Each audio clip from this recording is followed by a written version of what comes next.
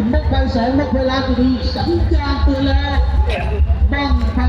หมื่นบ้างนี้นะครับของเป็นของลูกหลานพี่น้องยายจำตาจากต้านตงนะครับวันนี้ลูกหลานทำธุรกิจก็ขอให้เจริญรุ่งเรืองลูกหลานก็ขอให้มีอายุมั่นขอยืนมีสุขภาพร่างกายที่แข็งแรงขอให้บ้างไฟบ้างนี้เป็นสักขีพยานเพื่อขอฟ้าขอฝน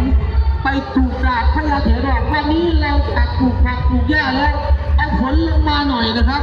เอาพร้อมแล้วเนี่ยครับพร้อมยังพร้อมหรือยังครับ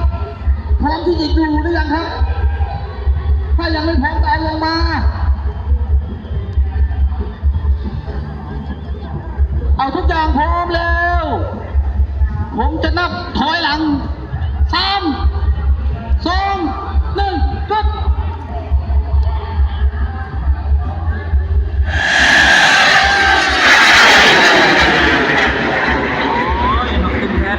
คือแท้หมุนดิหมุนมาไฟมาทุ่งแก่